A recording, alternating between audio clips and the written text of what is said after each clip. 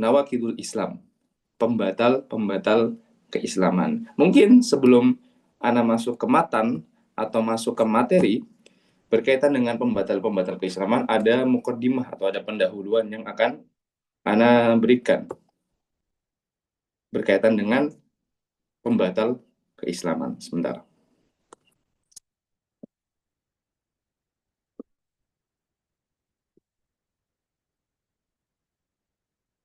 Bisa ya di sini misalnya. Nah, belakang atas. Tes. Oke. Kita akan belajar soal nawakidul Islam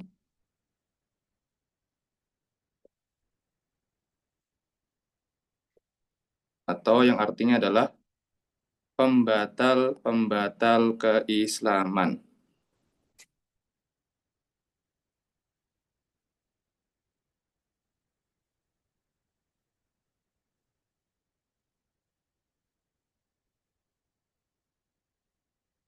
Tapi perlu diperhatikan karena ini adalah permasalahan yang cukup eh, penting, tapi juga kita perlu hati-hati dan mempelajarinya. Kenapa?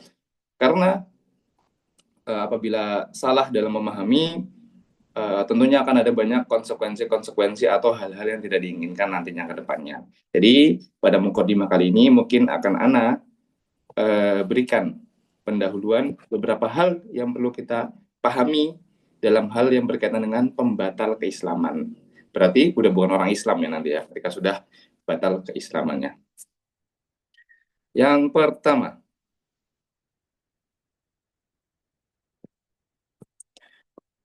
yang perlu diperhatikan, pembelajaran kita pada kali ini tujuannya adalah untuk mengetahui, memahami, dan menghindari. Atau ini bisa dijadikan poin lain. Yang pertama mengetahui, kemudian memahami, dan menghindari. Atau yang misalnya. Tujuannya adalah untuk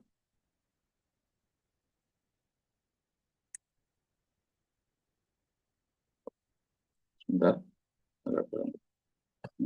mengetahui, memahami, dan menghindari. Jadi kita mengetahui apa saja yang bisa menjadi pembatal-pembatal keislaman, kemudian kita memahami, oh A, B, C, D adalah hal-hal yang bisa membatalkan keislaman. Setelah itu kita menghindari dosa-dosa tersebut sehingga kita terhindar dari pembatal-pembatal keislaman. Bukan apa? Bukan untuk memvonis. Memvonis perorangan. Perorangan. Nah, ini yang perlu kita garis bawahi dalam pelajaran kita kali ini. Jadi, pada saat ini, poinnya adalah yang pertama kita mengetahui, kita memahami, dan menghindari pembatal-pembatal keislaman yang akan kita pelajari ke depannya. Kita belum atau tidak memasuki ranah ini, ranah yang Anda tulis di bawah ini, memvonis perorangan. Kita sama sekali tidak masuk ke ranah tersebut. Selain itu, ada hal lagi. Jadi dibedakan nanti antara, mungkin pakai ini ya, nggak apa-apa ya. Sebentar.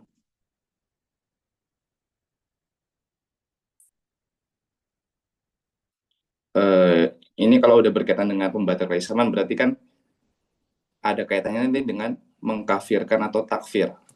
Bedakan dengan apa namanya?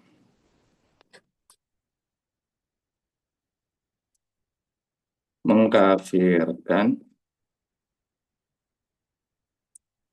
secara umum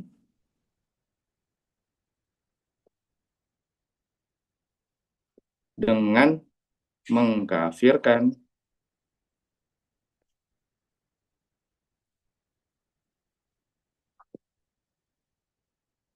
Nah, ini secara khusus atau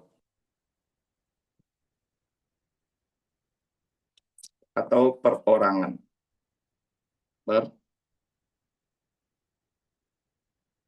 Perorangan. Nah, yang kita hindari adalah poin kedua ini. Yang kita hindari adalah poin kedua ini, mengkafirkan secara khusus atau perorangan. Mengkafirkan secara umum itu bagaimana?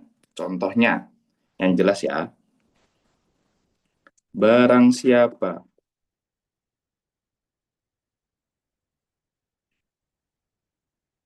yang meninggalkan sholat,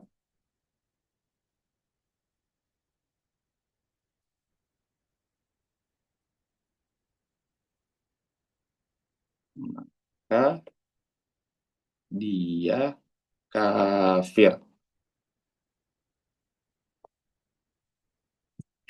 Barang siapa yang meninggalkan sholat, maka dia kafir. Sedangkan mengkafirkan secara khusus itu, contohnya,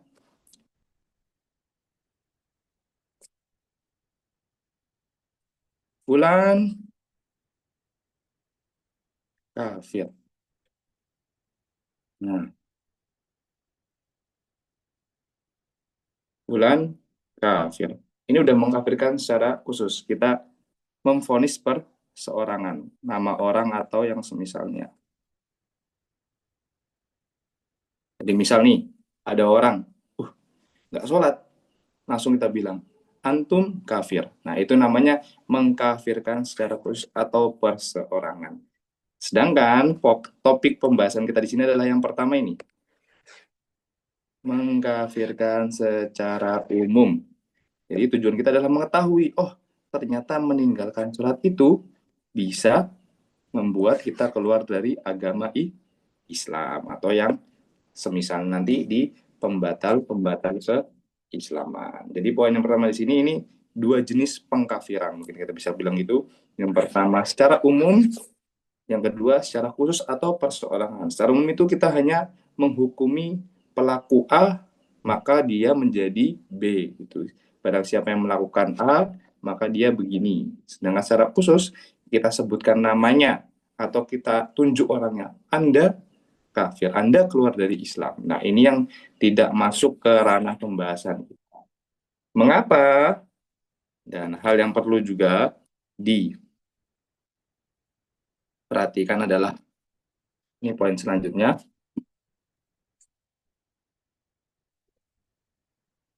ada yang namanya,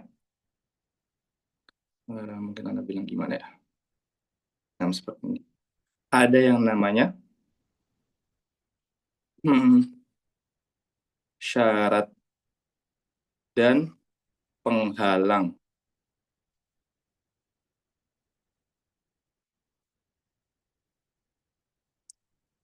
takfir atau pengkafiran.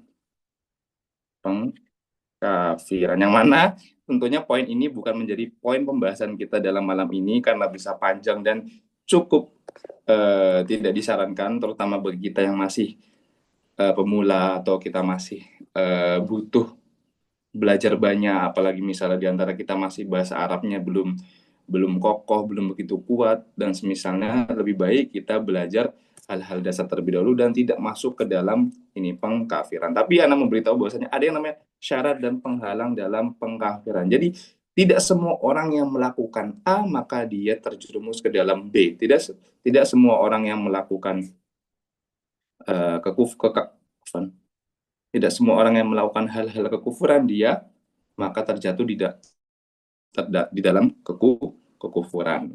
Contoh penghalangnya, Anda berikan contoh saja biar gampang ya. Contoh penghalangnya adalah hilang akal atau bahasa lainnya mungkin biar enaknya gila. Gila.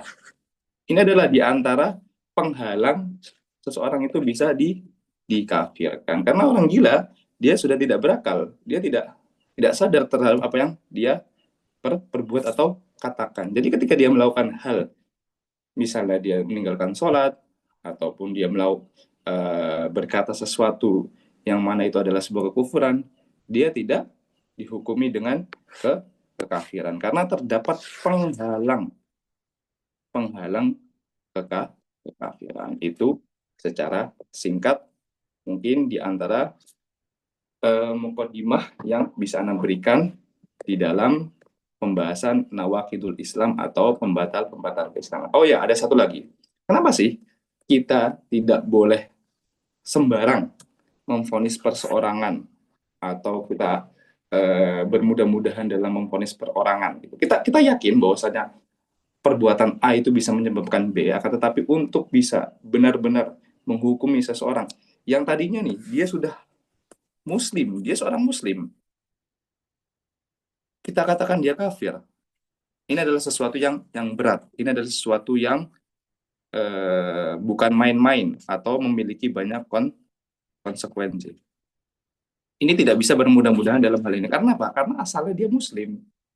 Untuk bisa mengatakan seorang kafir itu harus ada hujah yang sangat jelas, harus ada syarat-syarat yang terpenuhi dan penghalang-penghalang yang tidak ada sehingga dia bisa dikatakan kafir. Orang udah jelas-jelas Muslim kok kita katakan kafir gitu kan.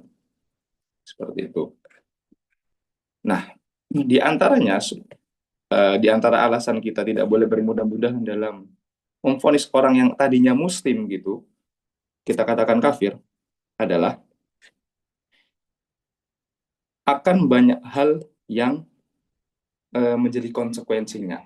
Di antaranya apa? Tidak ada waris antara Muslim dan kafir. Tidak ada saling mewarisi antara orang kafir dan orang Muslim.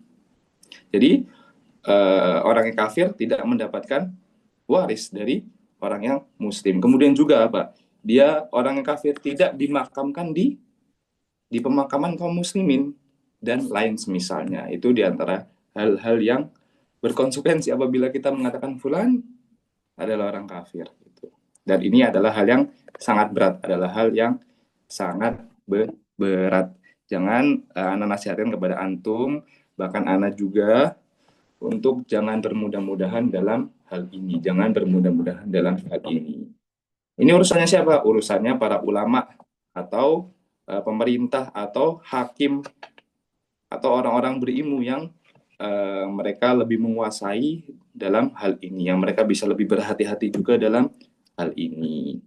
Ini apabila pembahasannya berkaitan dengan orang yang Muslim kemudian menjadi kafir. Akan tetapi orang yang tadinya emang sudah al-kafir, al-kafir al-asli, kurang lebih ada istilah begitu. Jadi yang emang dia dari lahir udah beragama selain agama Islam, Kristen, Hindu, Buddha dan lain-lain, maka jelas kita harus mengkafirkan dia karena dia jelas dia ada di agama selain agama Islam dan itu adalah kekufuran. Coba sampai sini anak ingin tes dulu. Mungkin anak tanya terlebih dahulu ya. Dari Mas Ainul Yakin. Mas Ainul Yakin. Mas atau Pak. Bisa dinyalakan mikrofonnya?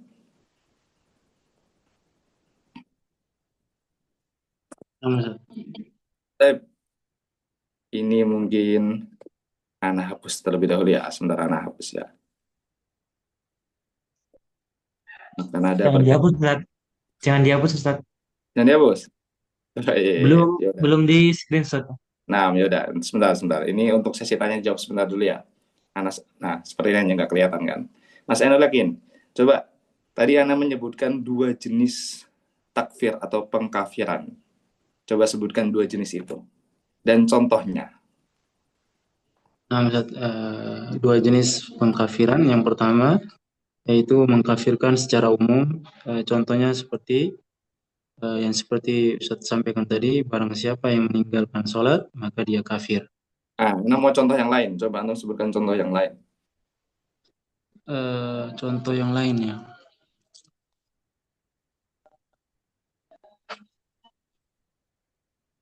Hmm.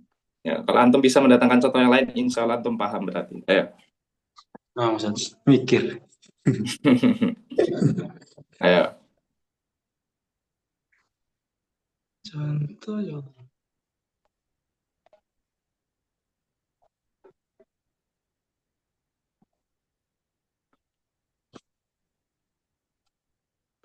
ini Ustaz.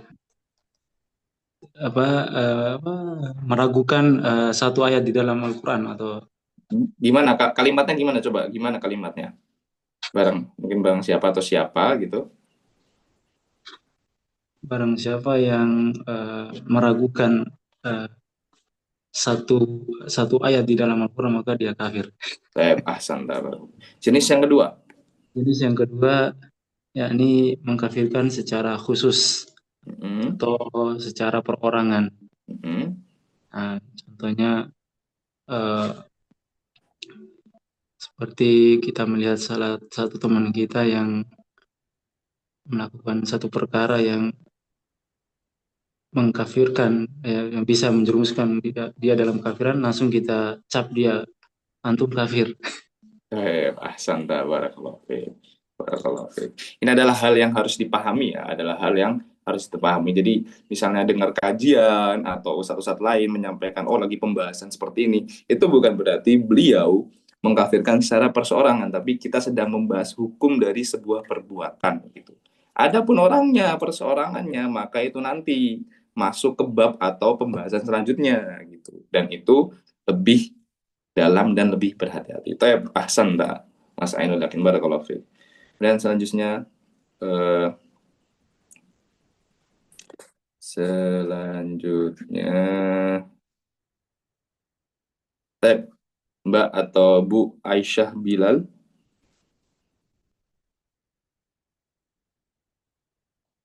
apakah bisa?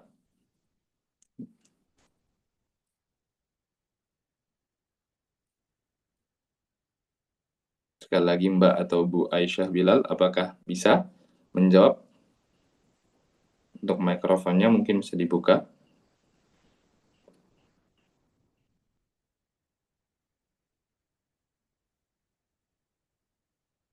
Apabila tidak, nggak apa-apa. Kita lanjut ke Pak Hartanto atau Mas Pak Hartanto.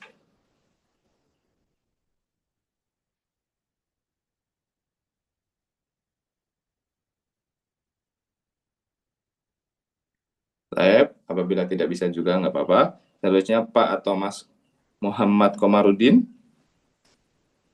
Iya, apa Ustaz? Nah, pertanyaannya simpel saja. Kita akan membahas soal pembatal keislaman. Akan tetapi tadi Anda tegaskan di awal, kita tidak boleh sembarang memvonis orang dengan kekafiran atau kekufuran. Coba sebutkan alasannya dari yang Pak atau Mas Komarudin pahami tadi. Ya, tidak bisa menginginkan seseorang melihat kekufuran itu kekafiran karena konsekuensinya cukup eh, besar. Pertama, yaitu terkait dengan eh, dari seorang itu tidak bisa dimakamkan di pemakaman Muslim. Yang pertama, yang kedua, hak warisnya akan terputus karena seorang Muslim tidak mewariskan kepada orang kafir. Masya Allah, barakallahu fiik. Santum. Itu untuk pembahasan atau mukaddimah. Insya Allah ini di antara mukaddimah yang perlu Anda beritahu. Mungkin silakan admin apabila ingin di screenshot ya. Mungkin bagian seperti ini nggak apa-apa. Mukaddimah dari nawakidul Islam atau pembatal keislaman. Karena takutnya apabila tidak diberikan mukaddimah seperti ini, takutnya salah paham atau nah, ada kekeliruan dalam memahami. Tapi, oh ya, anak, Izin Ustaz, nah, izin screenshot. Fadol, mungkin seperti ini aman ya. Oke.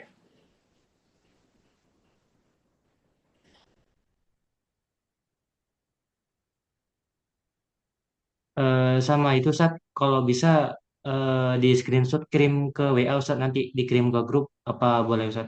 Buat Boleh, yang boleh. belum hadir nanti bisa membaca. Saya panas screenshot ya. Step. Nah, selanjutnya Anda ingin mumpung masih teringat juga, Kemarin qadarullah ana belum bisa menemani antum dalam sesi tanya jawab karena qadarullah ada urusan yang harus ana lakukan di jam 9-an itu. Sekarang ana akan jawab pertanyaan yang kemarin sudah apa namanya? Ditanyakan mungkin, Sampaikan. tapi nah, ada di grup ya, ada 2 pertanyaan. Itu pertanyaannya yang pertama kalau nggak salah dari Mas Ainul Yakin, itu berkaitan dengan hukum bermukim di negara kafir. Betul ya Mas Ainul Yakin ya? Ustaz. Nah, berkaitan dengan hukum tinggal di negara kafir. Ya, pada asalnya kita harus berhijrah dari negara kafir ke negara Islam. Pada asalnya kita harus berhijrah dari negara kafir ke negara Islam. Tapi, sebentar, Afan.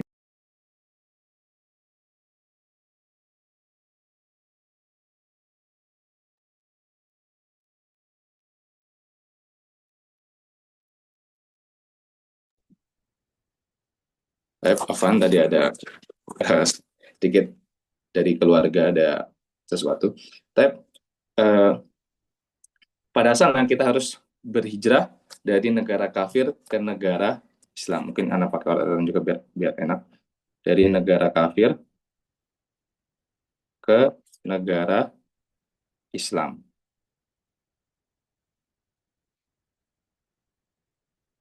Kita harus berhijrah, pada asalnya kita harus berhijrah.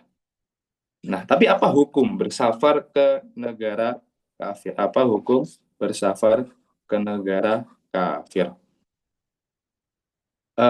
Dari penjelasan yang Anda baca, ada mungkin salah satu yang bisa kita jadikan patokan atau bisa enak untuk kita pahami, yaitu dari Syekh Al-Utsaimin. Jadi beliau menyebutkan 3 syarat kita bersafar atau pergi ke negara kafir.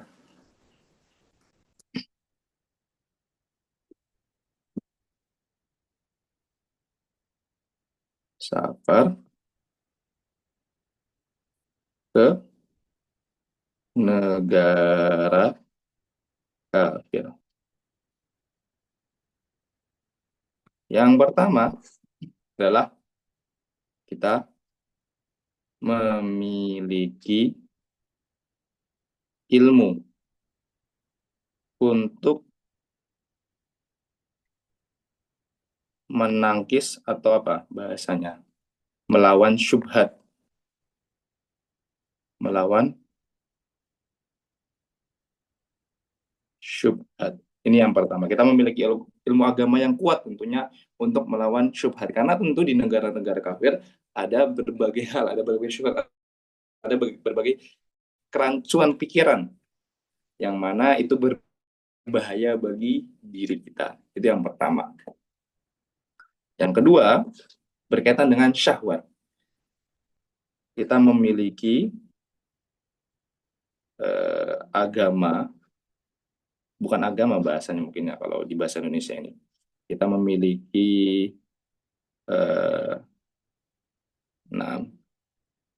keimanan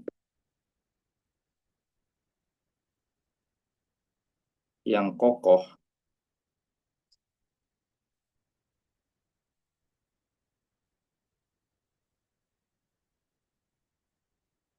untuk melawan atau menangkis syahwat. Ini berkaitan dengan syahwat. Karena tentunya di negara kafir, pasti dari hal-hal yang berkaitan dengan mengundang syahwat dan lain semacamnya itu lebih luas atau lebih banyak atau lebih mengerikan. Jadi kita perlu keimanan yang kokoh, kita perlu agama yang kuat gitu. Maksudnya dari segi keimanan untuk melawan syahwat ini. Kalau yang pertama berkaitan dengan syahwat. Yang ketiga, kita memiliki hajah, memiliki hajah atau kebutuhan. Kita memiliki hajah atau kebutuhan, tentunya kebutuhan yang sangat urgen atau yang sangat penting atau yang sangat mendesak untuk pergi ke negara kafir tersebut. Di antaranya, dan di sini hajat tentunya kebutuhan di sini nggak asal oh apa namanya hal-hal yang remeh gitu ya. Kebutuhan di antaranya berkaitan misalnya dakwah, dakwah, mendakwahi mereka atau orang Islam yang tinggal di sana berkaitan dengan dakwah atau yang semisalnya ini di antaranya. Di antaranya juga hajat di sini adalah kita misalnya belajar ilmu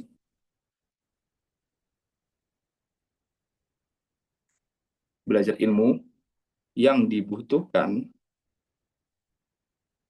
pastinya yang tidak ada atau yang tidak didapati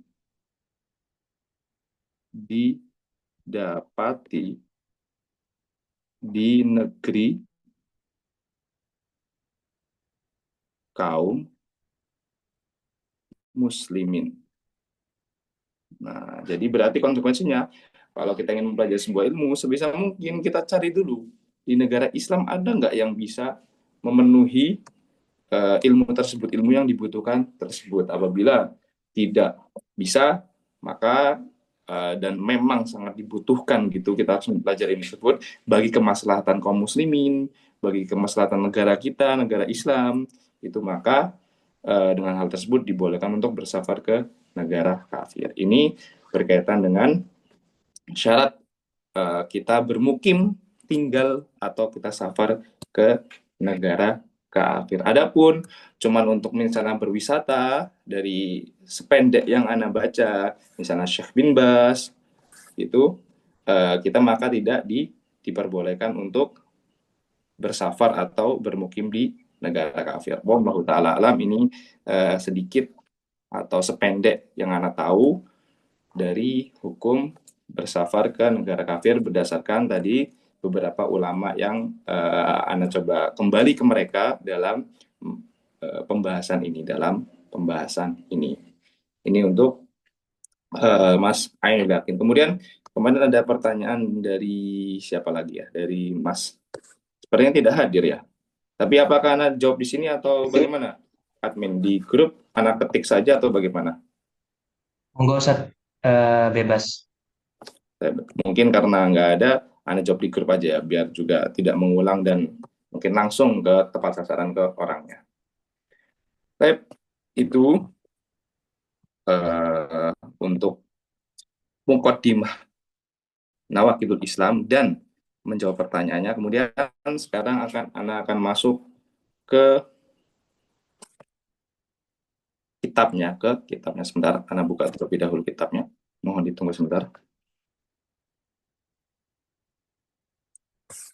Mohon ditunggu.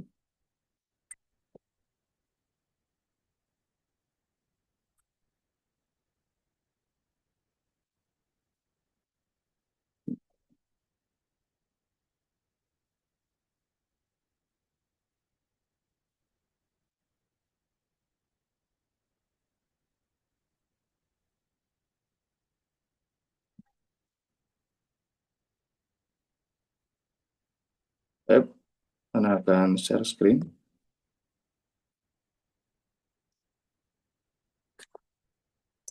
Insya Allah pembahasannya ini ada 10, berarti kan ada 10 pembatal-pembatal keislaman kita.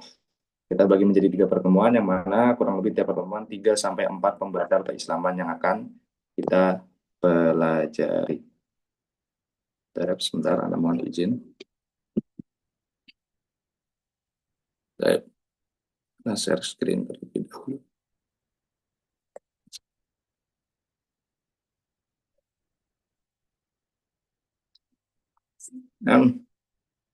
Ini adalah pembatal keislaman. Kalau yang di Ana saat ini Ana pakai versi bahasa Arabnya, jadi bisa diikuti dengan melihat terjemahannya mungkin, tapi nanti juga Ana insya Allah terjemah. Bismillahirrahmanirrahim. I'lam itu artinya ketahuilah. Ketahuilah. Jadi, di sini Syekh memulai dengan ketahuilah. Kepada pembaca, ketahuilah.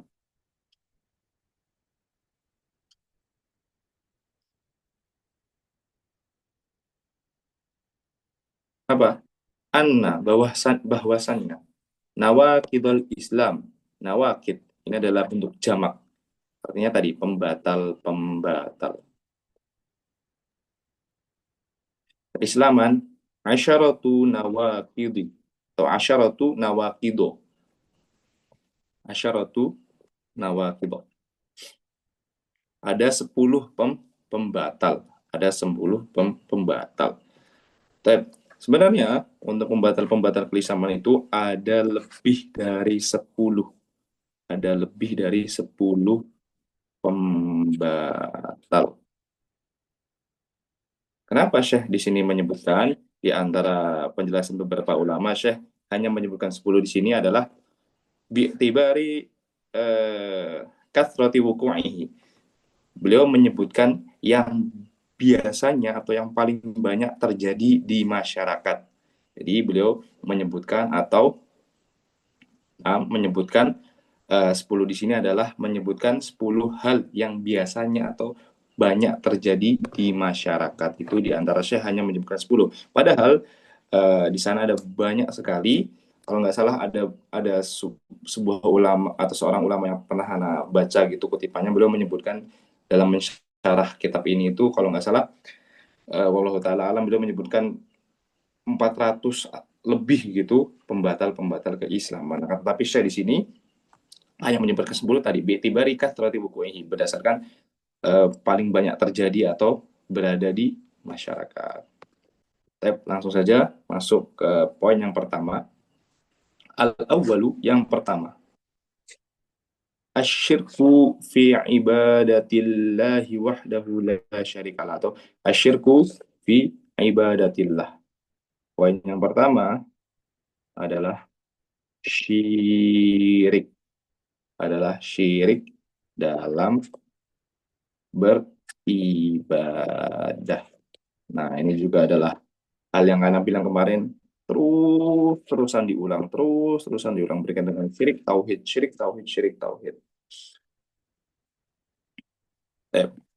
Syirik itu gampangannya adalah menduakan Allah di dalam beribadah. Jadi mungkin sebagian orang ada yang mengatakan, loh, saya kan juga menyembah Allah Subhanahu wa taala, saya juga berdoa kepada Allah Subhanahu wa taala, saya juga sholat kepada Allah Subhanahu wa taala. Kenapa saya dibilang syirik itu? Nah, mungkin ada yang berkata demikian. Dan itulah hakikat syirik. Jadi hakikat syirik itu bukan kita hanya menyembah patung atau wali atau siapapun itu, tapi kita menyembah mereka, di mana ketika itu kita juga menyembah Allah Subhanahu wa ta'ala. Jadi misalnya nih, kita sholat 5 waktu dan lain semisalnya, kita berdoa kepada Allah Subhanahu wa ta'ala. Akan tetapi di saat yang sama juga, di saat kita juga berdoa kepada Allah, kita juga berdoa kepada selain Allah.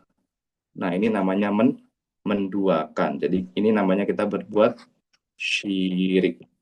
Ini namanya kita berbuat syirik. Jadi berbuat syirik itu bukan berarti kita enggak menyembah Allah, tapi kita menyembah Allah dan kita menyembah selain Allah. Ini yang namanya berbuat kesyirikan. Apa bahayanya sampai dimasukkan ke pembatal-pembatal keislaman? Tentunya bahayanya dapat membatalkan keislaman. Apa sih dalilnya? Seperti kita katakan kemarin, agama Islam ini adalah agama yang dibangun di atas dalil atau dasar-dasar. Jadi harus ada bukti dari perkataan kita. Qala ta'ala, innallaha la yaghfiru an yushraka bihi. Di sini poin pembahasannya. Wa yaghfiru ma duna dzalika liman yasha. Sesungguhnya Allah la yaghfiru, tidak mengampuni, an yushraka bihi, dosa kesyirikan. Allah tidak mengampuni apabila Allah disekutukan. Jelas sekali ini. La yaghfiru, Allah tidak mengampuni. Wa yaghfiru ma duna dzalika liman yasha, dan Allah mengampuni maduna dzalika, apa yang selain atau di bawah kesyirikan. Liman yasha, bagi siapa yang Allah kehendaki. Tapi di sini ada beberapa penjelasan yang bisa Ana jelaskan berkaitan dengan ini. Dosa kesyirikan itu tidak diampuni oleh Allah itu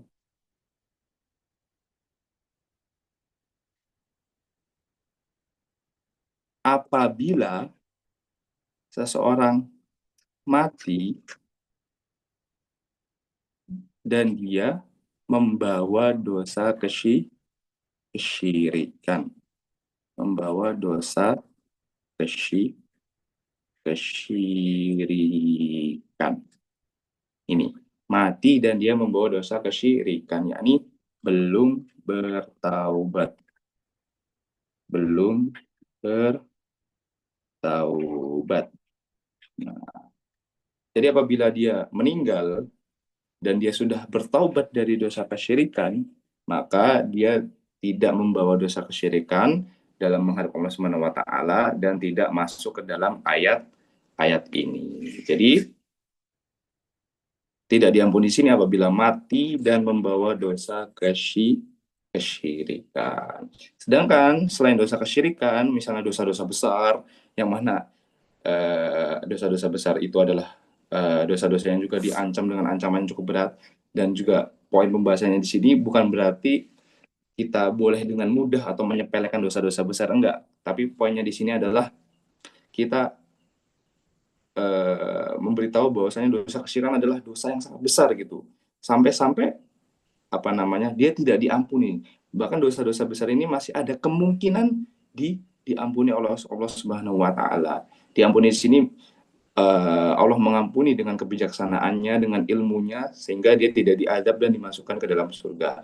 Yang mana dosa syirik ini tidak diampuni oleh Allah Subhanahu wa taala. Bukan berarti di sini kita mengkerdikan dosa seperti dosa zina, dosa membunuh dan lain sebagainya, tapi kita betapa besarnya dosa kesyirikan ini, sampai-sampai dengan membunuh pun, zina pun, dosa syirik itu tingkatannya masih di atasnya, masih di atasnya. Jadi bukan berarti kita bilang di sini dosa kesyirikan adalah dosa yang tidak diampuni, kemudian nggak apa-apa zina, nggak apa-apa membunuh dan sebagainya. Enggak, karena itu juga sangat besar konsekuensinya, sangat besar hukumannya.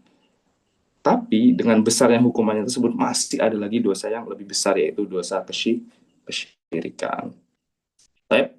Kemudian qala ta'ala, firman Allah Ta'ala yang mungkin ini tidak tahu di PDF yang di-share apakah ada juga ini nas atau teks yang ada di punya anak, tapi biasanya tidak disebutkan ini, tapi nggak apa-apa, ini untuk tambahan. Innahu man yusyrik billah, bahwasanya barang siapa yang menyekutukan Allah, yang berbuat syirik pada Allah, faqad harramallahu alaihil jannah, maka sungguh Allah haramkan baginya apa? Jannah, surga. Na'udzubillahi min dzalik. Semoga Allah Subhanahu wa taala mematikan kita dalam keadaan muslim dan tidak berbuat syirik. Haramallahu alaihil jannah, Allah haramkan baginya surga, nggak bisa masuk sama sekali, sudah nggak akan diampuni, kekal selamanya di neraka. Sedangkan dosa-dosa tadi kayak zina, membunuh, ini apabila diazab, ya tentunya akan disiksa dengan siksaan yang begitu berat, yang tidak ada tandingannya gitu. Tapi ujung-ujungnya setelah diazab, disiksa, dibersihkan dosa-dosanya, bisa masuk ke dalam surga ya, walaupun itu akan melewati proses yang sangat menyakitkan, yang sangat panjang. Tetapi ujung-ujungnya bisa masuk surga. Sangat dosa kesyirikan, sudah nggak ada harapan lagi, sudah. Haramallahu alaihil jannah, Allah akan mengharamkan atasnya surga. Wa ma'wahun nar, dan tempat kembalinya adalah neraka. Wa ma lidzalimina min ansor, dan tidak ada penolong bagi orang-orang yang zalim, penolong bagi orang-orang yang zalim. Wa minhu, nah ini contohnya, contoh dari dosa kesyirikan. Adzabhu li ghairillah, menyembelih untuk selain Allah, menyembelih untuk penunggu pohon A, menyembelih untuk jin supaya tidak diganggu, supaya tidak tidak dicelakai dan semisalnya, hal-hal yang berkaitan yang mana itu hanya bisa dari Allah Subhanahu wa taala. Menyembelih untuk hal tersebut, jadi menyembelih untuk selain Allah Subhanahu wa taala, itu masuk ke dalam kesyirikan. Contohnya, berkata mu'alif sini kaman yadbahu lil jinni au lil qabri, sebagaimana contohnya orang yang menyembelih ditujukan untuk siapa? Untuk jin. Membangun sebuah jembatan misalnya, rumah dan lain misalnya, kemudian biar tidak diganggu kita menyembelih hewan, kita tujukan kepada jin, itu tidak boleh. Audil kubri, atau untuk mayit yang ada di kuburan, untuk mayit yang ada di kuburan, supaya beginilah, supaya begitulah, supaya kita tidak diganggu lah, supaya hal-hal yang mana hanya Allah Subhanahu wa taala yang dapat memberikannya, maka ini tidak dibolehkan. Ini berkaitan dengan dosa kesyirikan. Sekali lagi, agama Islam ini seringkali dalam pembahasan-pembahasannya akan mengulang-ulang pentingnya tauhid, bahaya syirik, pentingnya tauhid, bahaya syirik. Karena contohnya ini saja seperti yang ini. Adzabahu Adzabahu li ghairillah, menyembelih untuk selain Allah ini banyak terjadi di negara kita khususnya, atau di berbagai tempat. Yang mana mereka tentunya juga butuh edukasi, butuh ilmu sampai kepada mereka. Makanya dengan ini kita berharap, terutama di antara diadakannya kajian ini oleh Muslim Course Indonesia, ini semakin meluaskan penyebaran ilmu, semakin meluaskan penyebaran ilmu sehingga bisa menjangkau orang-orang yang membutuhkan ilmu, terutama berkaitan dengan akidah. Itu yang pertama, intinya kesyirikan. Atsani, man ja'ala bainahu wa bainallahi wasa'ita. Wasa'ita ini adalah perantara. Perantara. Apa? Yada'uhum wa yas'aluhumus syafa'ah wa yatawakkalu alaihim. Kafara ijma'an. Ini kafir secara ijma'. Seluruh ulama sepakat bahwasanya dia kafir secara ijma'. Walaupun tadi di poin pertama tidak disebutkan ijma'an, tapi seluruh ulama sepakat bahwasanya orang yang melakukan kesyirikan akan atau termasuk di dalam kekufuran atau kekafiran. Tapi poin yang kedua ini, menja'ala bainahu wa bainallahi wasa'ita, barang siapa yang menjadikan antaranya. Jadi kita contoh, ada fulan. Ini fulan, contoh saja ya. Menja'ala bainahu di sini fulan, si fulan ini. Wa bainallahi wasa'ita, perantara. Jadi ada perantara di tengah sini. Menja'ala bainahu wa bainallahi wasa'ita. Yad'uhum, dia berdoa kepadanya, kepada perantara ini. Wa yas'aluhumus syafa'ah, dan meminta syafaat kepada perantara ini. Bukan berdoa kepada Allah dan meminta syafaat kepada Allah, tapi dia berdoa kepada perantara ini, yang mana ini juga termasuk ke dalam dosa kesyirikan. Wa yatawakkalu alaihim, dan dia juga bertawakal kepada perantara ini. Kafara ijma'an, ini adalah hal yang merupakan kekafiran. Jadi dia tidak berdoa langsung kepada Allah, tapi melalui perantara. Contoh misalnya, wahai siapa misalnya, wali A, itu sampaikanlah kepada Allah misalnya, sampaikanlah kepada Allah untuk memberikanku rezeki, gitu. Ini nggak boleh. Ini adalah menjadikan antara kita dan antara Allah apa? Wasa itu perantara. Sedangkan Allah adalah As-Sami, yang maha mendengar. Kita langsung berdoa kepada Allah Subhanahu wa taala. Kita tidak boleh menjadikan antara kita dan antara Allah wasa itu perantara. Ini termasuk dalam pembatal keislaman. Jadi kita berdoa kepada Allah, kepada mayit, kepada siapa yang sudah meninggal dunia, kita minta dia untuk misalnya sampaikanlah kepada Allah untuk memberikan rezeki dan yang semisalnya. Tidak boleh. Yang mana ini merupakan pembatal keislaman. Kemudian, nah, di antara juga faedah di sini, faedah yang bisa diambil di sini kan, yad'uhum wa yas'aluhumus syafa'ah, berdoa kepada mereka dan meminta syafaat dari mereka, gitu. Ini adalah, kalau mau dibedakan mungkin ada ulama yang mengatakan bahwasanya ini adalah jenis syirik yang zahir atau syirik yang nampak. Syirik yang nampak. Syirik yang nampak. Kelihatan tuh berdoa, meminta gitu kan, dengan mulut, berkata dengan lisan, itu nampak. Dengan yatawakkalu alaihim adalah jenis apa? Syirik yang tidak nampak. Syirik yang tersembunyi, nah bisa dibilang gitu, atau tidak nampak. tidak nampak, atau batin, atau yang semisalnya bahasanya itu. Jadi syirik bisa juga hal yang berkaitan dengan yang nampak, berdoa, sholat, dan semisalnya, bisa juga berkaitan dengan hal-hal yang tidak nampak. Contohnya amalan hati, yaitu bertawakal. Nah, ini di antara faedah yang bisa kita ambil dari poin kedua ini. Man ja'ala bainahu, barang siapa yang menjadikan antaranya, wa bainallahi, dan antara Allah Subhanahu wa taala, wasa'ito, perantara, yad'uhum, berdoa kepadanya, wa yas'aluhumus syafa'ah, dan meminta syafaat langsung kepadanya. Kalau kita meminta syafaat, kita meminta kepada Allah Subhanahu wa taala, ya Allah, berikanlah syafaat nabimu, ya Allah, berikanlah aku, izinkan aku mendapatkan syafaat nabimu. Bukan kita berdoa kepada Rasulullah yang telah meninggal dunia, ya Rasulullah, berikan syafaat kepada kami. Itu adalah hal yang tidak diperbolehkan. Wa yatawakkalu alaihim, dan bertawakal kepadanya. Kafara ijma'an, kafir secara ijma'. Lagi-lagi tadi kami sampaikan bahwasanya ini kita tidak memvonis perseorangan, tapi kita sedang menghukumi perilakunya. Jadi barang siapa, perhatikan, barang siapa yang begini, maka hukumnya begini. Adapun untuk perorangan, maka tidak boleh sembarangan. Tidak boleh sembarangan.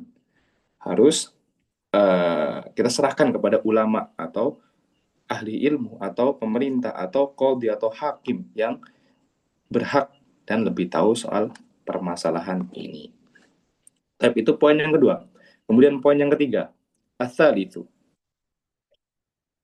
man lam yukaffiril musyrikin, man, barang siapa, lam yukaffiril musyrikin, tidak mengkafirkan orang yang musyrik, tidak mengkafirkan agama selain Allah, tidak mengkafirkan agama selain agama Islam, au syakka fi kufrihim, atau ragu terhadap kekafiran mereka, au sahhaha madhabahum, atau membenarkan madhab atau ajaran mereka, kafar, maka dia kafir. Intinya, atau mungkin bisa Anda berikan pendekatan, jadi agama Islam, agama yang dibenarkan hanyalah agama Islam.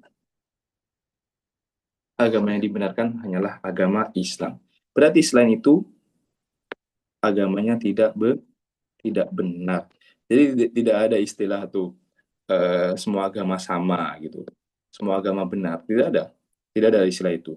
Yang ada hanyalah Islam yang benar, Islam yang benar. Tapi kita tidak memaksa orang untuk beragama dengan agama Islam. Memang la ikraha fiddin, tidak ada paksaan dalam beragama ini. Seorang harus memeluk agama Islam dengan keridoan. Akan tapi kita meyakini bahwasanya agama selain agama Islam ini adalah agama yang tidak benar, agama yang tidak benar dan tidak kita ridhoi, dan Allah tidak ridhoi. Nah, kebalikannya, apabila kita meyakini hal ini, maka ini adalah sesuai dengan keyakinan atau ajaran Islam. Apabila kebalikannya, man lam yukaffiril musyrikin, barang siapa yang tidak mengkafirkan, tidak menyalahkan agama selain agama Islam, au syakka fi kufrihim, atau dia ragu mereka ini kafir apa enggak ya, mereka ini salah apa enggak ya, au sahhaha madhabum, atau ajaran mereka benar deh gitu, apa hukumnya? Kafaro, maka ini termasuk kekufuran. Ini termasuk hal yang mana kita bilang perilakunya atau hukumnya dalam hal ini adalah kekufuran. Jadi yang pertama kesyirikan, yang kedua ini menjadikan antara kita dan antara Allah Subhanahu wa taala perantara. Kemudian kita tidak mengkafirkan atau menyalahkan agama selain agama Islam.